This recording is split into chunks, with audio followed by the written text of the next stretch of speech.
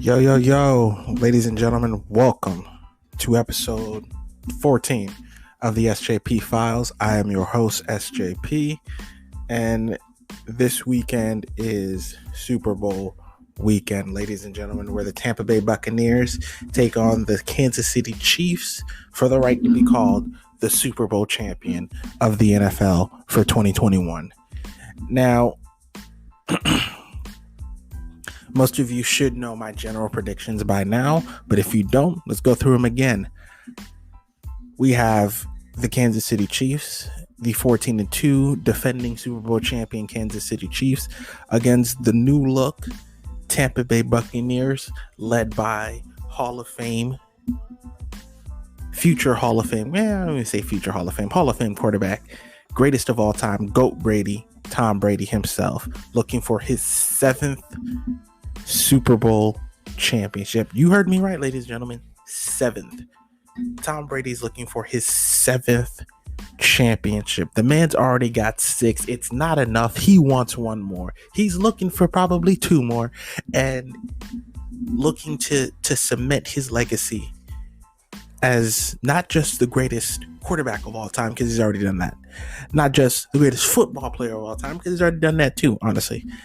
But the greatest athlete, the greatest American athlete ever. And if he wins this, the gap between him and the next closest guy only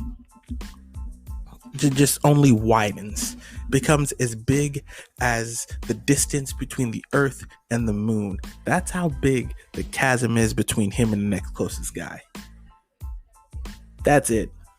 He's the greatest American athlete ever, and nobody really comes close. I heard somebody said this, I can't remember who said it, but in 20 or 30 years, people are just sorry about that. People are just not going to believe that this guy went to 10 Super Bowls and potentially won 7 of them. This is a level of winning in professional football that's just never been seen by any singular player or any team. I mean, you had the Steel Curtain Steelers, who won a couple of Super Bowls in, I believe, the 70s. You had the Niners in the 80s. They got 4. You had the Cowboys in the 90s. They got 3. You got the Patriots in the 2000s. They got 3. 2010s. They got another 3. Brady there for all 6 of those championships. Potentially could have had 9. Imagine if he's looking at double-digit Super Bowls. Jesus Christ. But that's not what we're here to talk about. We're not here to talk about Brady's greatness. We'll get to that on another podcast when I break down the greatest quarterbacks of all time. But for right now, we are talking about the Super Bowl. We're talking about the Kansas City Chiefs and the Tampa Bay Buccaneers. Now, a couple of years ago, the Kansas City Chiefs and the New England Patriots met in the AFC Championship game. This would have been 3 years ago. These two teams met in the AFC Championship game. If not for an offsides by one D Ford, Patrick Mahomes is most likely looking at his 3rd consecutive Super Bowl ring. Imagine that. Because they beat whoever the hell the Patriots beat that year. I'm trying to remember who. It wasn't the Eagles. I honestly don't remember because it's irrelevant. But you imagine the Patriots. You imagine the Chiefs the next year. Patrick Mahomes gets hurt. He dislocates his kneecap, missed a couple of games. And then he comes back and leads his team to a championship. Patrick Mahomes has lost 1 game in the last 2 years. It's insane how good he is. If he wins this Super Bowl, it'll be the greatest start to any career ever. Even better than Brady's start. Brady went 3 for 4 in his first 4 years. Won 3 Super Bowls in 4 years. Beat the Rams, the Eagles, and the Panthers in his first 3 Super Bowls. Mahomes has got an MVP, a Super Bowl MVP, a Super Bowl championship. If he adds another Super Bowl championship and another Super Bowl MVP to that, it'll be the greatest start in the history of professional football. Maybe even the greatest start in the history of professional sports. And that's the kind of thing I'm looking to see. Is Patrick Mahomes going to be able to continue his essential NFL dominance? Is he going to be able to do that? All right, we're looking at the Chiefs ranking. The Chiefs first ranked offense, 16th ranked defense, first ranked passing attack, 16th ranked rushing attack. The Tampa Bay Buccaneers, 7th ranked offense, 6th ranked defense, 2nd ranked passing attack, 28th ranked rushing attack. Last meeting, Chiefs won 27-14, which was earlier this year. Well, not this year, late last year, November 29th. The main guys for these two teams are simple. The Kansas City Chiefs have allowed 24 points or fewer in 4 straight playoff games, tied for their active longest streak. Tampa Bay has scored 24 points in their last 10 games, including the playoffs, which is the longest streak in team history. You're looking at the head-to-head. Patrick Mahomes averages basically 350 yards a game, 9 yards an attempt, 11 touchdowns, 3 picks, and a 109 passer rating in their head-to-head against Tom Brady, who's averaged 300 yards, 8 yards an attempt, 6 touchdowns, 5 interceptions, 86% passer rating. Tom Brady, a couple things in Brady's favor. Brady, 4-1 in his career, including the playoffs, versus reigning Super Bowl champions. His only loss was in Week 12 of this year to Kansas City. You look at the offensive comparisons this year. The Bucs, they average about 30 points a game, 416 total yards, 300 passing yards, 40 touchdowns, 107 passer rating. The Bucs, 31 points a game, 384 total yards, 289 passing, 42 touchdowns, 102.8 passer rating. Patrick Mahomes is 24-1 in his last 25 starts. That's with the playoffs. Most wins in a 25-game span by any quarterback entering the Super Bowl. Let me say that again. He's 24-1 in his last 25 games, including the playoffs. Now, I know the Chiefs are 14-2, but he didn't play in one of those games, so it doesn't count. He didn't play, so that game doesn't count whatsoever. But hold on. Slight hiccup.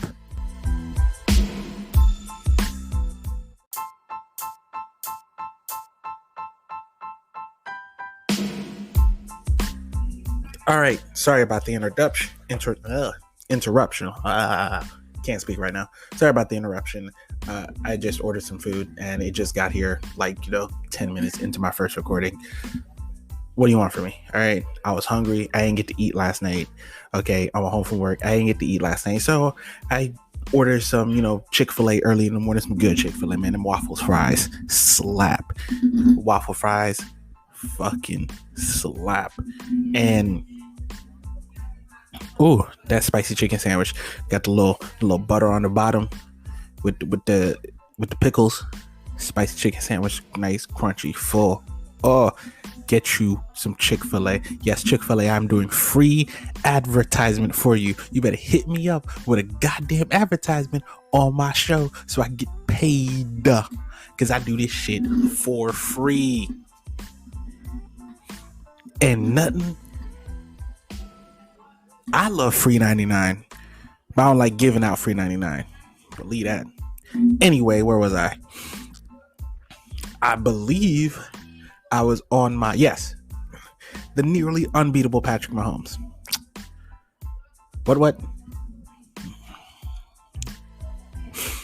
Now, this game is going to come down to one of two things, as far as I'm concerned. The Bucks defense is actually, fuck that. It's going to come back to defense in total.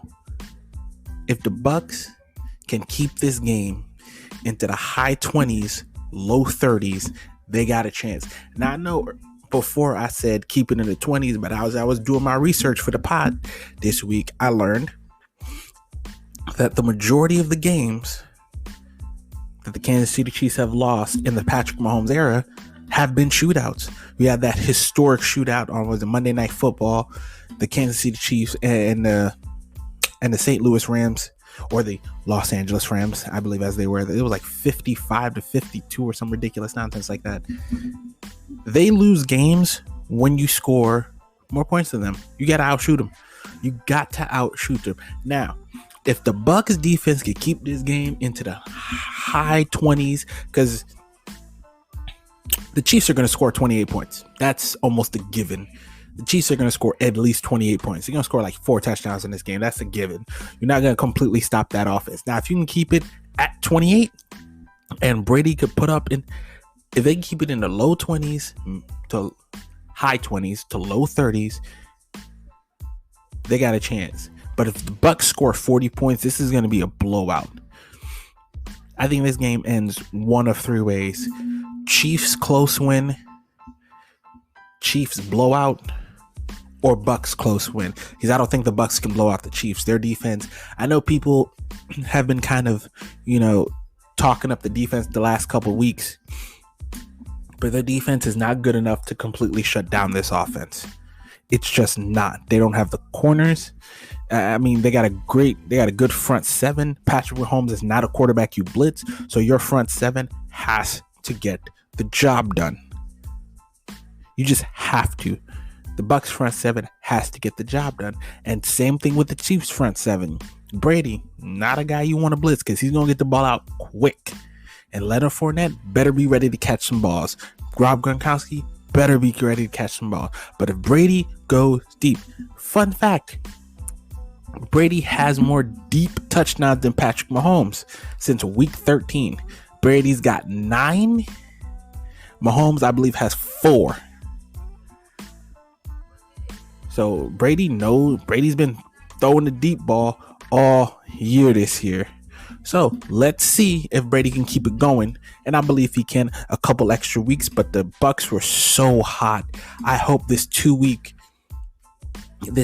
hiatus doesn't, cool them off too much. I want to see a really good game. I want to see a shootout, honestly. I want to see like a 36 to 28 game. I want to see like a 40 to 35 point game. I want to see an absolute shootout in the Super Bowl. I want to see these guys go toe to toe to toe. And as a Patriots fan, I would love to see Tom Brady play in his 10th Super Bowl and win his 7th. I would love to see Brady win his 7th, but I don't think that's going to happen. I'm rolling with Patrick Mahomes and the Kansas City Chiefs. I got the Chiefs winning this game 35-28. That is my prediction for this game. I got the Chiefs winning 35-28. Chiefs win. Patrick Mahomes gets his 2nd Super Bowl. The baby goat inches closer to his goatness.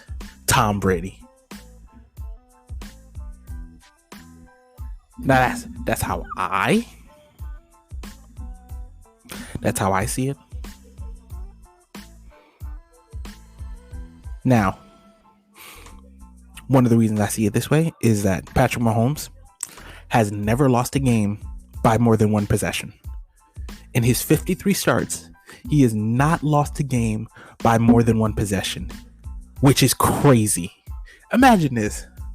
People lose, by 14 points. You lose by 2 touchdowns. You lose by a touchdown and a field goal. He has never lost. That's a 2-possession game. He's never lost a game by more than 8 points. You believe that?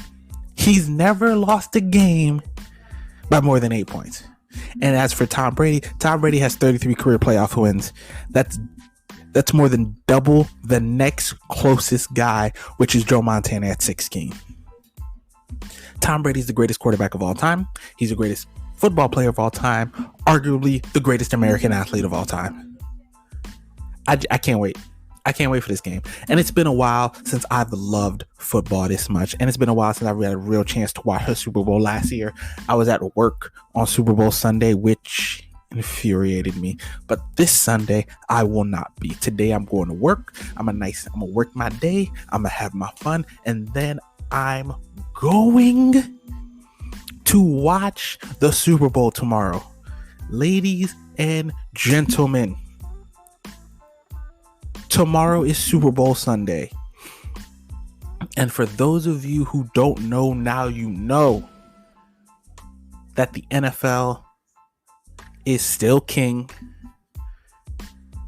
And people are still just going to talk about it.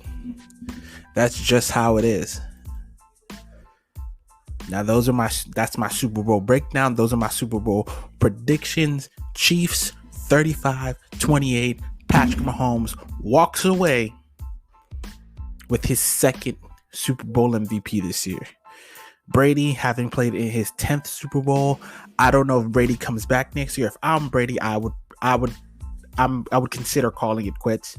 But I think he's gonna play again next year.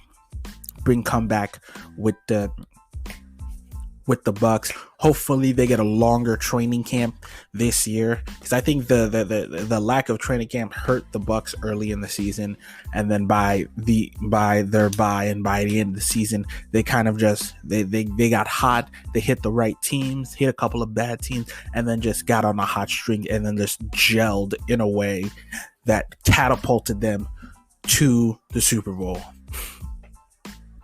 Now, as I've said, I'm with the Chiefs to win, but I would not be shocked if the Bucks win this game.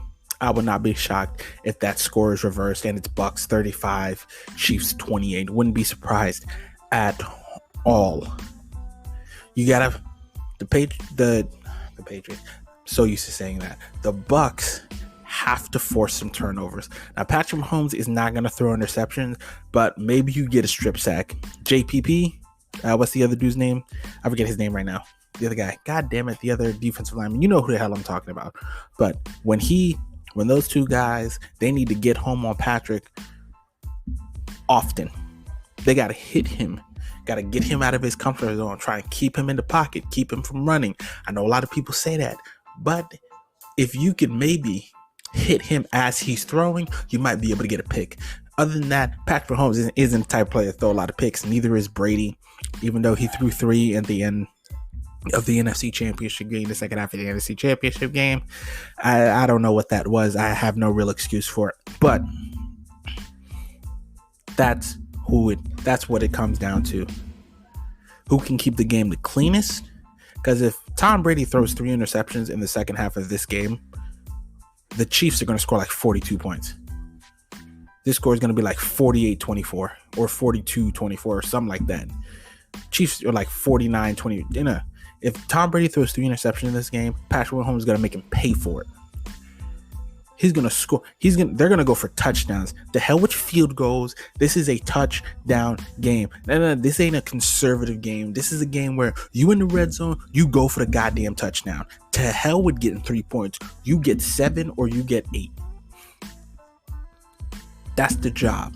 To hell with field goals. You ain't gonna see a lot of field goals in this game. To hell, unless it's at the end of the game and Brady's got another game-winning drive and a kicker chops in a field goal and the Bucks win. Brady gets his 7th Super Bowl.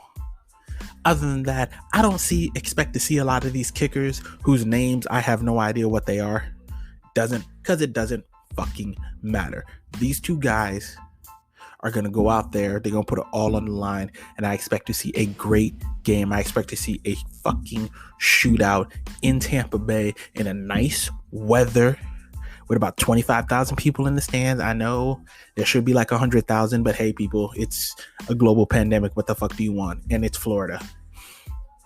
25% is, like 25,000 people is the best we could do without, breaking multiple laws, multiple federal laws, I'm assuming, or federal mandates, or what the ever. It doesn't matter. But I'm so excited for this game, as you can probably tell from my voice. Now, enough of the Super Bowl. Well, not enough. I might get back to it later in the pod. But for now, enough of the Super Bowl. Back to, we are going to talk about the Chiefs a little bit. Chiefs outside linebacker coach Brett Reed, son of head coach Andy Reid, he was involved in a multi-car crash. This crash left his 5-year-old son. I'm assuming it was his 5-year-old son, and with life-threatening injuries, according to the Kansas City police. Let's see, according to details released by the KCPD and first obtained by whoever the hell this TV station is, a gray Chevy Impala ran out of gas and was stopped at the South Bend entrance ramp for I-435 from Stadium Drive near Arrowhead Stadium. A Chevy Traverse was parked with its lights on near the Impala to assist. A Ram pickup truck, which Brett Reed admitted to the police he was traveling on the ramp, struck the left front of the Impala and then struck the rear of the Transverse. A 5-year-old sitting in the backseat of the Transverse was reported to local hospital with life-threatening injuries per police, and a 4-year-old sitting in the backseat was transported with non-life-threatening injuries. The driver of the Traverse and the front seat adult passenger did not sustain injuries in the crash, and the driver of the Impala was also not injured. Let's see. Reed was later transported to the local medical center for treatment after complaining of a stomachache per police. Kansas City police are currently investigating the cause of collision. So the kid was not his kid. Looks like the kid was the driver. The kid was the kid of the driver of the Impala. Was it the Impala? Yeah, looks like the kid. Yeah, kid sitting in the backseat of the Transverse. My God, man. I don't know what happened here, but I hope that kid's okay. I mean, this is bad. From what I've heard, it looks like he's not going to be traveling with the team to Tampa. Man, I hope that kid's okay. And I don't know what happened. Maybe Reed didn't see them, which is weird. Because it looks like he said his lights were on, so maybe he just didn't see the lights and hit him. But I hope that kid's okay. My prayers out to him. The Saints renegotiate Drew Brees' contract to free up cap space for 2021. Let's see. The Chiefs will carry a $12 cap charge for Brees rather than the $36 plus it would have initially cost the team. And an initial $11.5 million would hit the team in 2022, which frees up $24 million for the Saints to move into the offseason.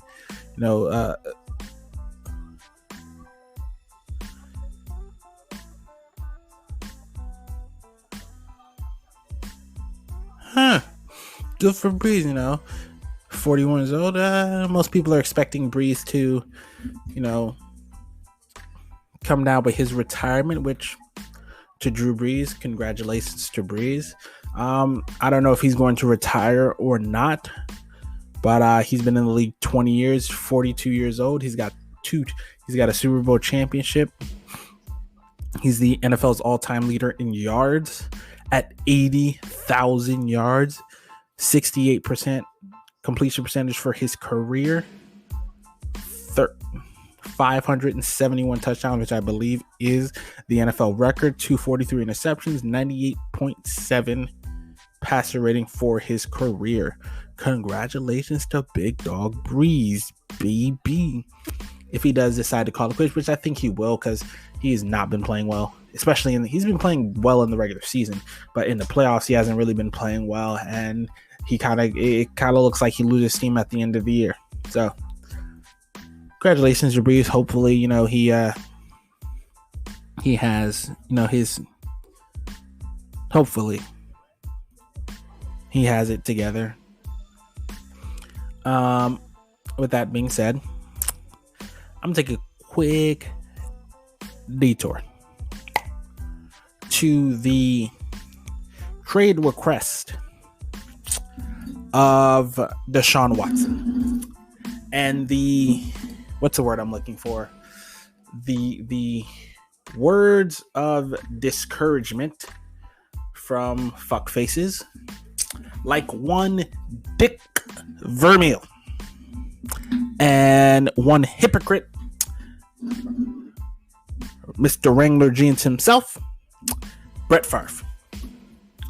Now, for old fuckface McGee, Dick Vermeil, nobody asked your fucking opinion, old man. Nobody asked your opinion. I know you are, when I used to play Madden 2005 and I do my franchise mode, you were one of the coaches that was usually always on my coaching staff. So you would assume I have a little bit of respect for you. I do not. You opening your mouth on this situation matters nothing to me, nor should it matter anything to anyone else. You're seeking to insert yourself into the island of relevancy, and you're retired. Stay at the retirement home, old man. Your opinion on this matter doesn't actually matter. You calling out Deshaun Watson's character, despite the fact that you have never actually met the man, you've never spoken to him, therefore you calling out his character is asinine. And I'm trying to be, and this is me being diplomatic, this is me being somewhat nice in response to your endless service of the NFL. And I hope you have a nice full life, but shut the fuck up, old man. Deshaun Watson has been a model citizen in Houston, despite the fact that the Houston Texans are one of the worst run organizations in professional sports. A GM and coach's job is to make your quarterback's life easier. The Houston Texans have continuously made Deshaun Watson's life harder, step by step. You allowed Bill O'Brien to trade DeAndre Hopkins, one of the 4 best receivers in professional football. Actually, one of the 2 best receivers in professional football. Actually, one of the 3. Him, Tyreek Hill, Julio Jones. You allowed them to trade DeAndre Hopkins to the Arizona Cardinals for a 2nd-round pick, or there's a 3rd-round pick, and the carcass of David Johnson, who was once a good running back, but hadn't been a good running back for like 2 years prior to the trade. Robbing your quarterback of a premier wide receiver, despite the fact this year he gave you another sensational season, but you didn't make the playoffs because you refused to put the talent around him to deem his success. Now, I know he signed a contract extension. It's a lot of money. It's great. But nowhere in his contract does it say that he cannot request a trade. Also, nowhere in his contract does it say that the Houston Texans have to trade him. There is no must-trade clause. He does have a no-trade clause, and he wants out of there. Why does he want out of there? Well, as the aforementioned, you failing to keep your boy, Bill O'Brien, in check and allowed him to run rough out of the organization, making bad move after bad move after bad move, signing bad contract after bad contract after bad contract, to the point where you now have no tax, where you have no cap room, nobody to get better, and no real way to add talent to this team. Now Deshaun Watson wants out. Another reason why is because you promised Deshaun Watson before he signed his extension that he was going to be involved in team decisions, and then you cut him out of all team decisions. So I'd be furious as well. And Deshaun Watson is tired of losing. He's tired of staying with this bum-ass franchise.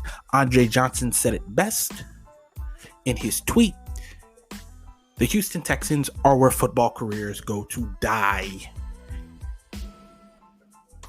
So before this gets any awkward than it already is, Houston, trade him. Now, as for old Wrangler jeans himself, Brett Farve, I know your Hippocratic ass ain't talking. Brett, you spent like 4 years jerking the Green Bay Packers around. I'm retired. I'm not going to retire. I'm retired. I'm not going to retire. I'm retired. I'm coming back. I'm not coming back. I'm coming back. You just didn't want to go to training camp, you fucking gutless bum. And I know, and I heard the clip of you talking. I know what you wanted to say. You wanted to say, shut up and play. You wanted to get that old Trump magic out. You wanted to say, shut up and play, Deshaun Watson. You get paid way too much money to have an opinion.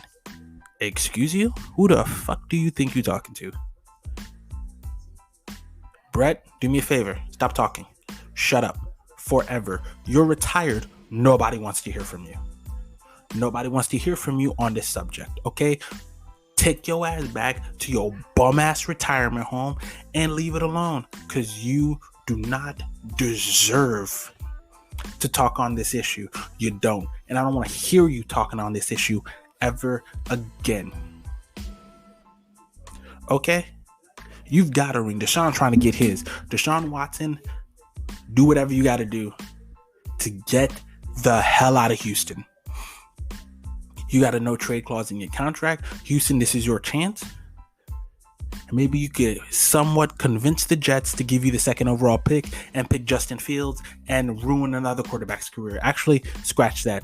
Do not trade with New York Jets, because Deshaun, I know you want there, but you cannot subject another young black quarterback to this fucking mess. Houston Texans are where quarterbacks go to die. They damn near killed David Carr. They've almost killed, they damn near killed David Carr. They've almost killed pretty much every quarterback who's ever played in there. And they've all dropped off the island of relevancy. Relevancy almost immediately. And I hate it. I hate it. I hate it. I hate it. So for fuckface McGee, Dick Vermeil, and for Wrangler Jeans himself, Brett Favre, both of you need to shut up. I don't ever want to hear on this subject from either one of you ever again. Stop talking, because you don't deserve to talk on it. Now, with that being said, we're going to take a short break. We're going to pay some bills and we're going to get back. We're going to talk about the NBA. We're going to talk about the NBA stories. We're going to do a brief up on the standings. We're going to talk about the first MVP ranking from NBA.com. Talk a couple about the games and a little bit about All-Star voting. All right, we'll be back in a minute. Hello, ladies and gentlemen. This is SJP, the host of the SJP Files. Have you heard about Anchor? If you haven't heard about Anchor, it's the easiest way to make a podcast. Let me explain. It's free. There are creation tools that allow you to record and edit your podcast right from your phone or computer. Anchor will distribute your podcast for you so it can be heard on Spotify, Apple Podcasts, and many more. You can make money from your podcast with no minimum listenership. It's everything you need to make a podcast in one place. Download the free Anchor app or go to anchor.fm to get started. Once again, download the free Anchor app or go to anchor.fm to get started.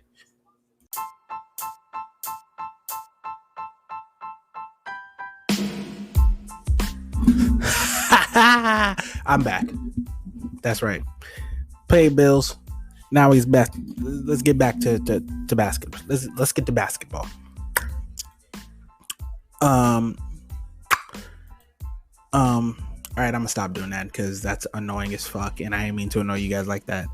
All right, we're gonna step onto the Kia MVP ladder, the first Kia MVP ladder of the NBA season. Top 5 this week, of course. Once again, proving he is the greatest player of all time. LeBron James, 36 years old, year 18, continues to show no signs of slowing down. 25 points, 8 rebounds, 8 assists. What else does the man have to do? Does the man have to win another championship? Because he's going to do that this year.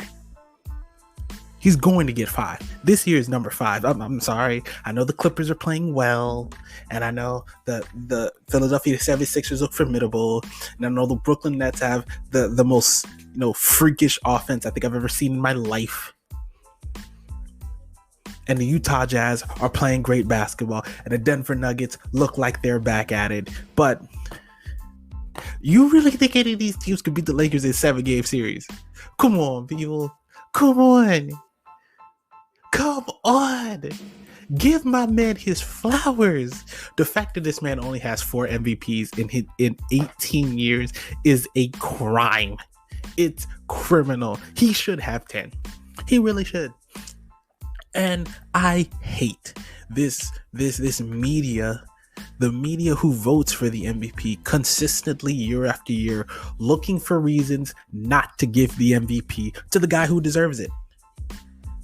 Who refuse to give the MVP to the guy who deserves to be the NBA's reigning, defending MVP almost year in and year out. Now, there are a couple of years where it should have been other guys. The year Russ had his triple-double season, I mean, he's the first guy to do it since Oscar. You had to give it to him. The year Steph won his unanimous MVP, his team won 72 games. His team won 73 games. You had to give it to him. But the year Derrick Rose won his, that MVP looks worse year after year after year. He should have won 5 straight. The year Harden won his first MVP, LeBron was better. It should have been him. That's 6 right there. He should at least have 6, but he's only got 4. And this year, he should be the odds-on favorite to win the MVP, and he needs to win the MVP this year. He needs it. He needs to win it. He deserves to win it. He should have won it. He probably should have won it last year.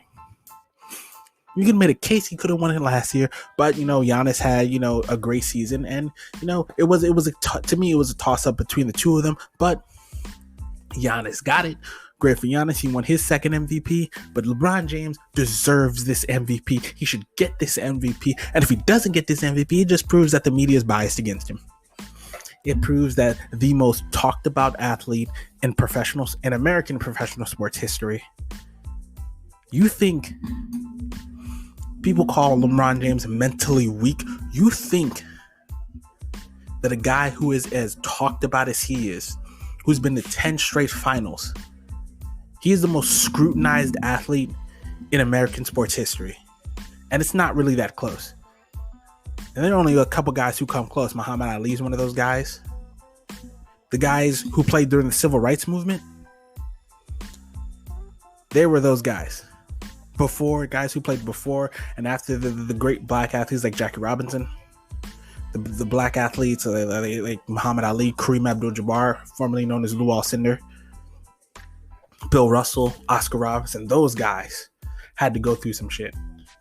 Jordan was the most talked about athlete in his era, and he had to take a couple breaks. Now, part of that was due to, the death of his father, and part of that was due, my man was burned out. He was burned out. But LeBron James, as scrutinized as he's been 18 years straight, and his only misstep, and his only real misstep, is the decision where he raised millions of dollars for the Boys and Girls Club of America. So, what you want from the man? Number 2, Joel Embiid, who has blossomed into the player we all thought he could be. He's averaging 29 points, 11 rebounds, 1 block, 1 steal. Just giving people the business. Just giving people the business. On Thursday night against the Blazers, dropped 31 in the first half, including 25 of his team's 29 second quarter points on 8 and 11 shooting, on his way to a 37-point night.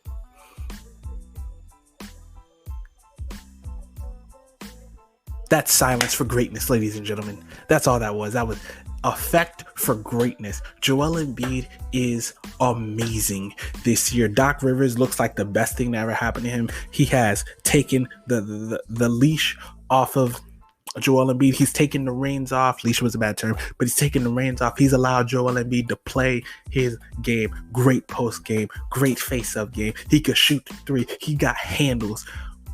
11. The Pacers are 11-1 when Joel Embiid scores 25 or more. They're winless without Simmons on the court, but Joel Embiid has racked up 34 or more in 6 of his last 7 outings.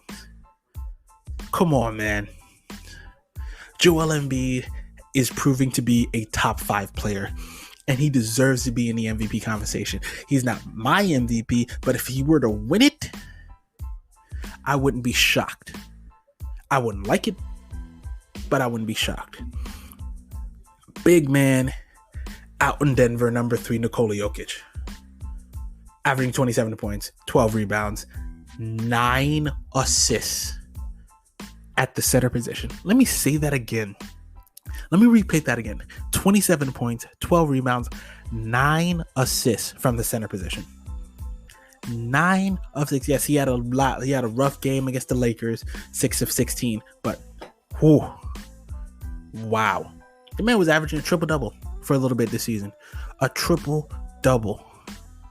Joel Embiid is just Nikola Jokic is just the 4th player in NBA history to put up 500 plus points, 200 plus rebounds, and 150 more assists in the first 20 games of a season, according to Elias Sports Bureau. And Kevin Durant at number 4. You know who he is. He is back in Brooklyn, averaging 31 points, 8 rebounds, 5 assists. Oh my God. On a mission to prove that he is still one of the 5 best players in basketball. On a mission to prove he is still arguably the best player in the world. And when Durant was in Golden State, he didn't get the credit, but he was arguably the best player in the world. Now, I don't think he was the best player in the world. I would have argued profusely for LeBron James, but Kevin Durant deserves his flowers. He's just on another level. Now, last night was a weird game with the Toronto Raptors. You know, he wasn't allowed to start because he had like an inconclusive COVID test, and then he was allowed to play, and then he wasn't allowed to play, and he just screwed up the whole team's chemistry for the night.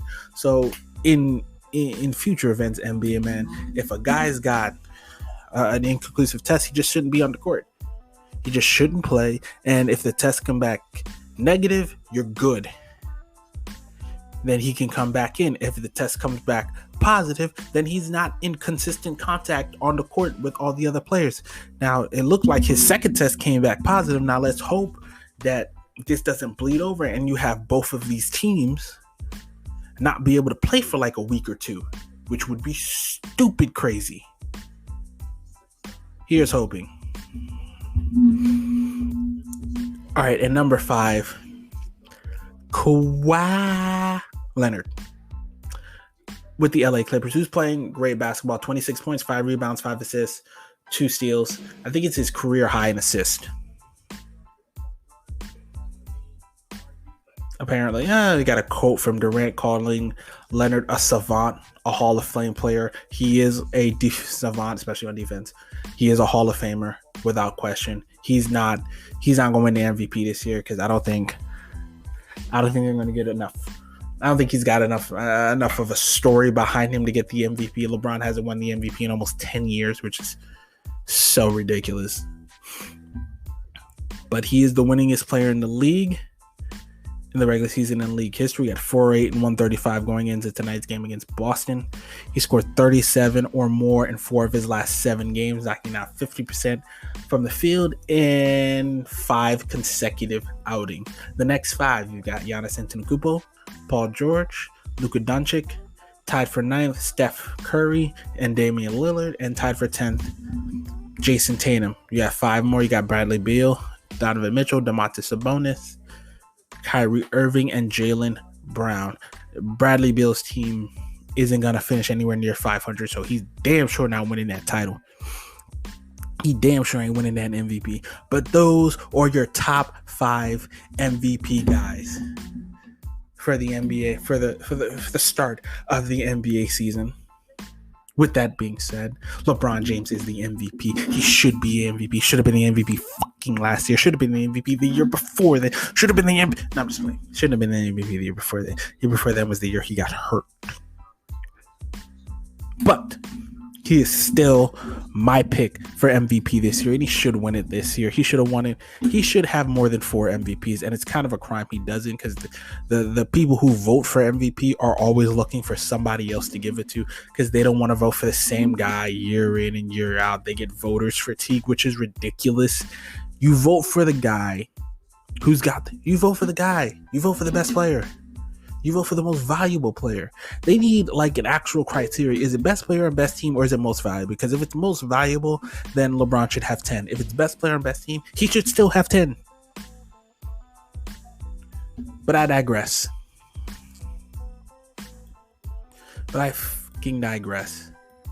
We had our first All-Star voting returns from the Western Conference. LeBron James in the front court with 2.2, leading vote getter at 2.2 million for the Western Conference. Steph Curry second with 2.1 million.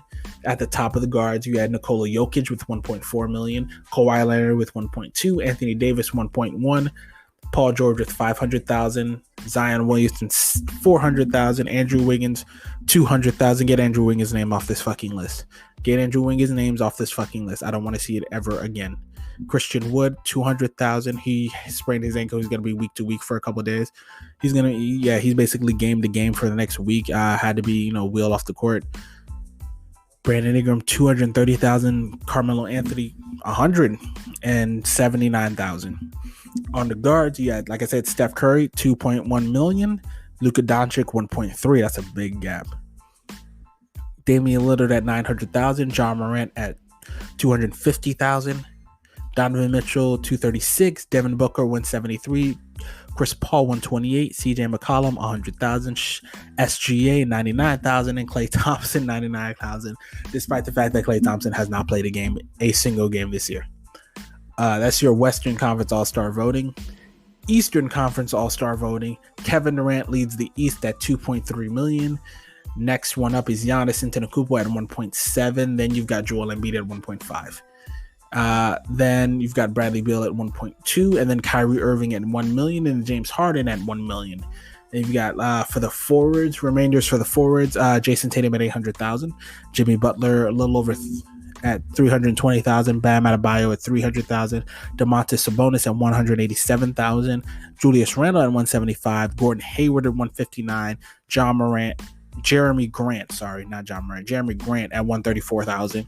For the guards, remainder of the guards, 590,000 for Jaylen Brown, 486,000 for Zach LaVine, 368 for Trae Young, 207 for Colin Sexton, 183 for Derrick Rose, 137 for Russell Westbrook, and 117 for Ben Simmons. Sorry about that.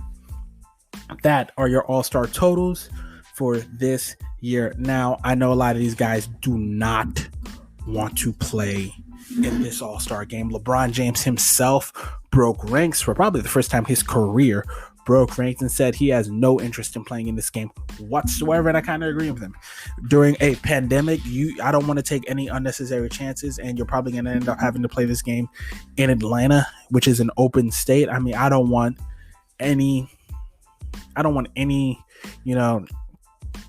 these guys to ever have to play in this game. I don't think any of them want to play in this game.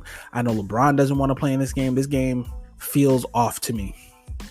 This game feels like neither of these guys should play it. I think LeBron said it himself. He's got no interest, no enthusiasm. He'll be there if he gets chosen, which he will, of course. He'll be the captain. He'll be there physically, but he won't be there mentally. He does not want to play this game. And when LeBron doesn't want to do something, that's a bad look for the NBA. Because LeBron's pretty much the ultimate company guy. And if he ain't about that action, I don't think anybody is going to be about that action. So we'll see.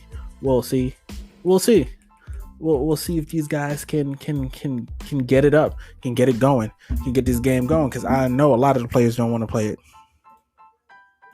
But with that being said, let's talk about some of the games that took place place in the NBA. First of all, I want to talk about my man.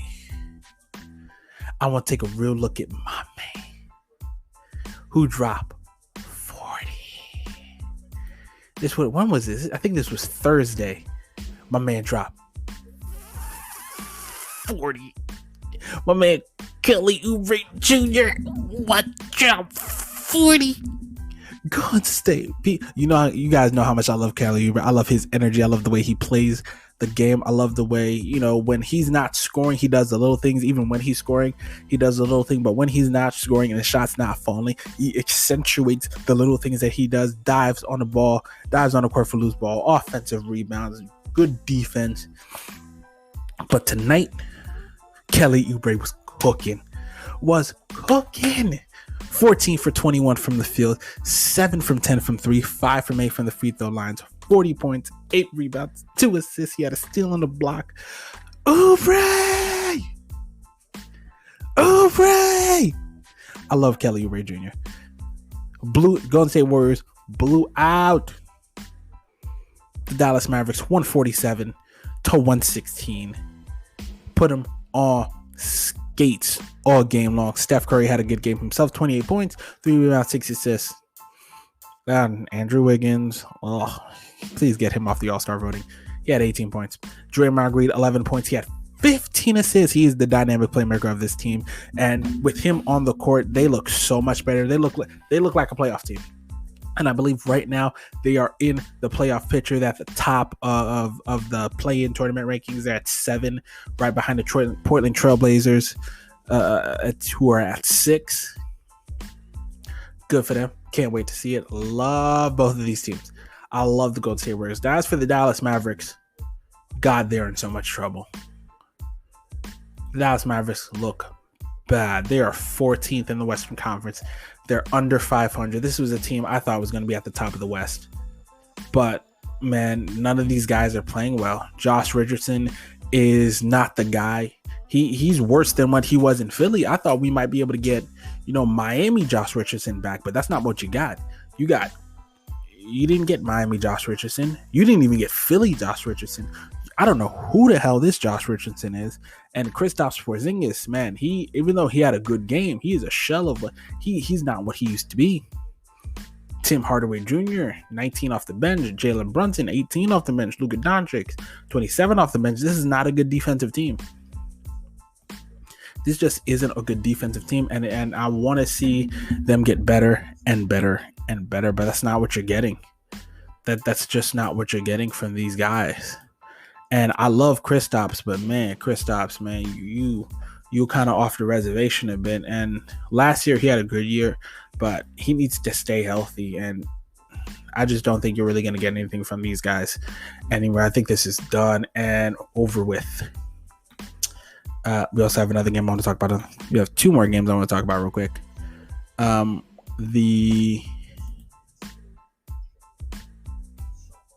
believe that was this was Friday.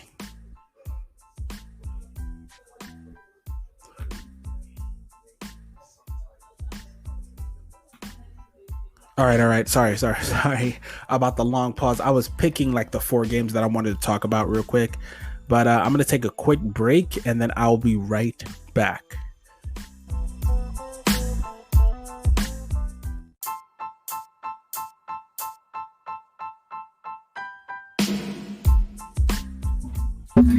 All right, I'm back. Had to take a short bathroom break. Sorry. I just ate. The bowels move.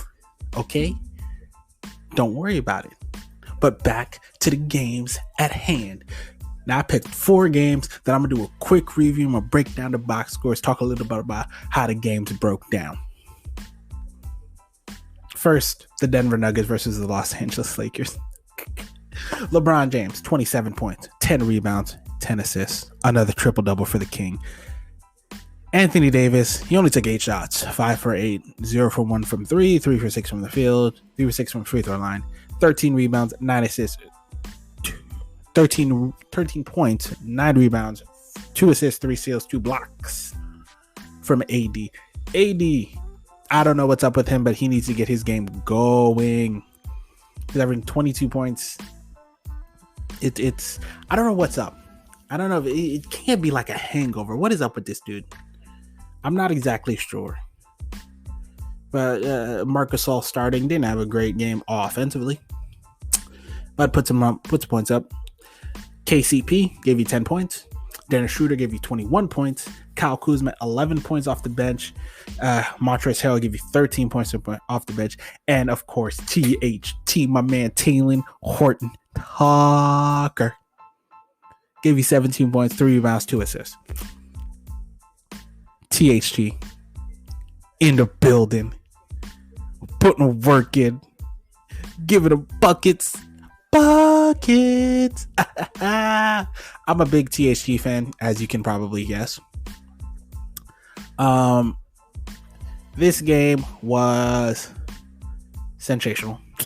The Lakers outscored the Nuggets by 20 in the third quarter, which led to just basically outscored them by 20 in the third quarter, and then outscored them by, what was it? By 13? Yeah, by about 13, 14 points in the fourth quarter, and they just took this game and ran away with it. 114-93. The Los Angeles Lakers rack up I believe this was their 17th win on the season. This was their 17th win on the season. Congratulations to the Lakers, who are now second in the NBA's Western Conference after the Clippers lost to my Brooklyn Nets. Just love the sound of that. The Clippers lost to my Brooklyn Nets. Brooklyn, where Brooklyn at? All right, but for the Denver Nuggets, Nikola Jokic didn't have a great game. Michael Porter Jr. only came off the bench. He only played like 20 minutes, why is Michael Porter Jr. coming off the bench? Was he hurt? Because I don't think he was hurt. Why was he coming off the bench? Monte Morris gave you 16 points off the bench. Jamal Murray gave you 20 points. Nikola Jokic only gave you 13 points and 9 rebounds, 6 assists. He gave you 9 rebounds, 6 assists, but his 13 points was off. JaMychal Green gave you 14 points, 8 rebounds. The Denver Nuggets had a bad game. Also, the Lakers defense kind of stifled this offense very much so. So this is kind of what I would expect to see in a 7-game series. I don't think the Clippers could beat them again. I really don't. I mean the Nuggets, sorry. Clippers on them. But I don't think the Clippers could beat them either. But I don't think the Nuggets could beat them. The Houston Rockets notch another win behind the James Harden train. Houston Rockets now 11-10. They're 7-3 in their last 10 games. And I believe most of those games have been since the James Harden trade. I know they just lost one, but after their like 5 or 6 game winning streak, but they're 11-10. They're playing really good basketball right now. PJ Tucker, I know Christian Wood just got an ankle injury. I really hope he gets better. But Eric Gordon, 20 points. John Wall, 22 points. Daniel House Jr. gave you 13 points. Victor Oladipo did not play in this game. For the Memphis Grizzlies, Ja Morant had a really bad game. 6 for 15, 1 for 5 from the 3-point line. Dylan Brooks, a bad game for him. It looked like the Houston Rockets have become a pretty good defensive team with PJ Tucker and John Wall, with the additions of John Wall and Victor Oladipo, who are good perimeter defenders in their own right. The Houston Rockets are definitely a team I'm keeping my eye on this year, because I definitely think they can make the playoffs. I think if they can keep this 7-3 run going out the whole season, I can see them steadily moving up the rankings, because I think they're better than the Grizzlies right now. I think they're better than the Spurs right now. I think they're just under the Golden State Warriors. So as long as they can stay healthy, which is a big if for a couple guys who are quite injury prone, and John Wall and Victor Oladipo and DeMarcus Cousins. And then we got another game from my plucky upstart Charlotte Hornets. LaMelo Ball, another starting game. He gave you 14 for 27 from the field, 4 for 9 from 3, 34 points. I believe that's not his career high. Is it? Yeah, I believe that is his career high. 34 points, 8 assists, 4 rebounds. Devontae Graham gave you 11 points. Cody Zeller gave you 6. Gordon Hayward, another 25-point game. Gordon Hayward averaging 23, 5, and 4 for the season. This is the guy that Boston thought they were getting, but it's taken him a couple years to get back from his injuries, but he is playing ball. Gordon Hayward out here balling. The picture they got of him on NBA.com does not do him justice. He is far prettier in person. He looks anorexic in this picture. Man, eat a sandwich, Gordon.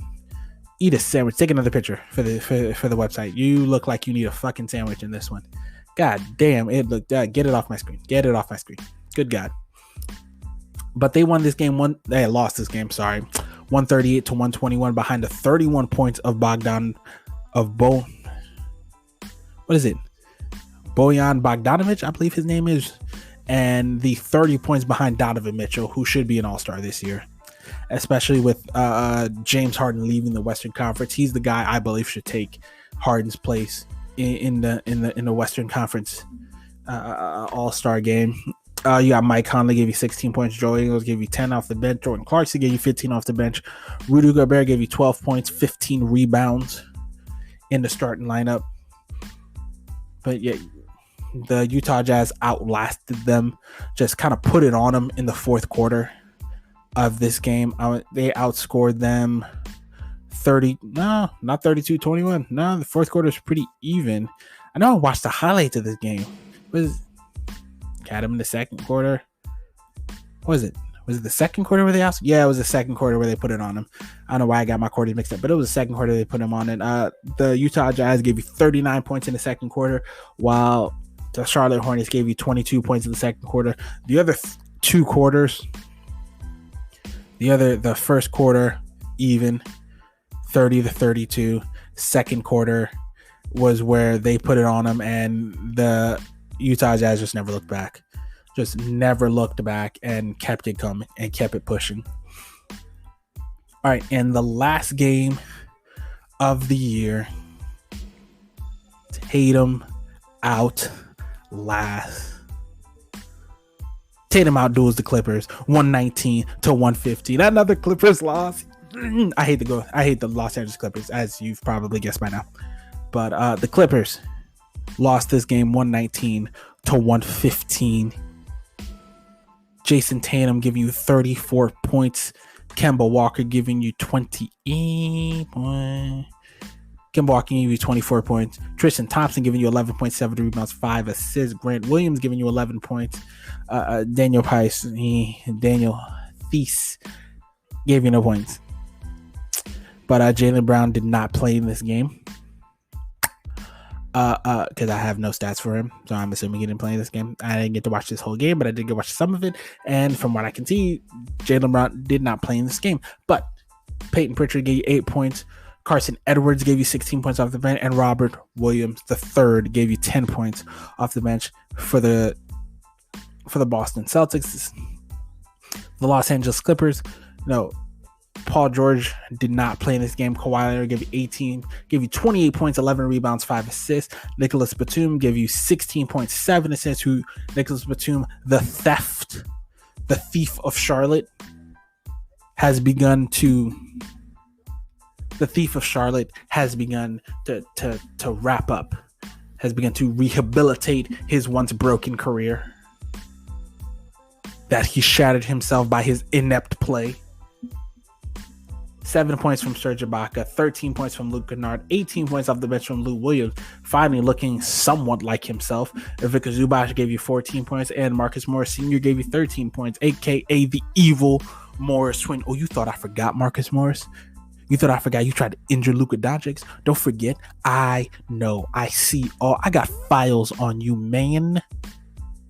The file of one Marcus Morris sitting there after blowing a 3-run lead along with your homeboys Kawhi Leonard and Paul George sitting there looking like a couple bitches. You heard me. looking like a couple bitches. Both of you disgust me, the both of you. The trio of you disgust me. And Paul George, you thought I forgot about you? You ain't on LeBron's level.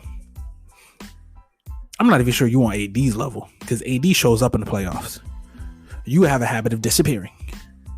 Or what you thought I was going to forget about this story? Oh no, I ain't forget about the fact that the Lakers felt you disrespected them when you compared yourself to GOAT James. How dare you? You not in his level, man. You might be on AD's level. Might be. But I know what I'm going to get from AD from the playoffs. Yes, AD's not having a great regular season, but who cares? The playoffs matter for me, and the playoffs matter for you too, way off P. Because if you want to be playoff P again, you got to show up in the playoffs. Way off P you are until proven otherwise. You could average 40 in the regular season. You better average 45 in the playoffs. You could average, I think you averaging like 27 now. You better average 32 in the playoffs. Because if you don't, I don't care. And I better not see a bad game for you. Because if you are, you will forever be known as way off P. That's it for my game breakdowns. At this point in the season, the Sixers are up top the Eastern Conference, followed by the Bucks, the Nets, the Celtics, the Pacers, and the Hawks for your top 6. 7 through 10, Toronto just came off a big game. Fred VanVleet dropping 55 points, most from an undrafted player. You had the New York Knicks at 8, the Cleveland Cavaliers at 9, and the Charlotte Hornets back at 10. Hey, Charlotte. I really want to see them make the playoffs. I really love LaMelo Ball. LaMelo Ball plays like how we thought we were going to get. He plays like what we thought Lonzo was going to be. He's a bigger, faster, stronger, more aggressive version of Lonzo Ball. In the Western Conference, we got Utah at the top of the Western Conference, the Lakers at 2nd, Clippers at 3rd, Nuggets 4th, Suns 5th, Trailblazers 6th. That's your top 6. And then from 7 to 10, Golden State, San Antonio, Memphis, and Houston. Now, today is the end of the show today. This is the SJP Files episode. I believe it's episode 14.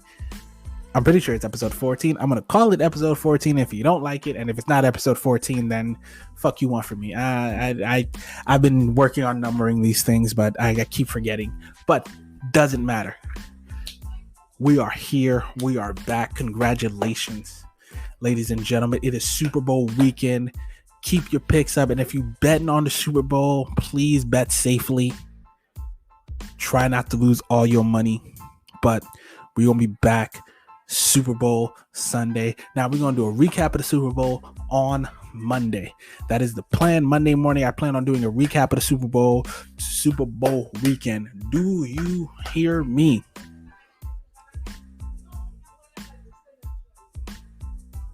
Shout out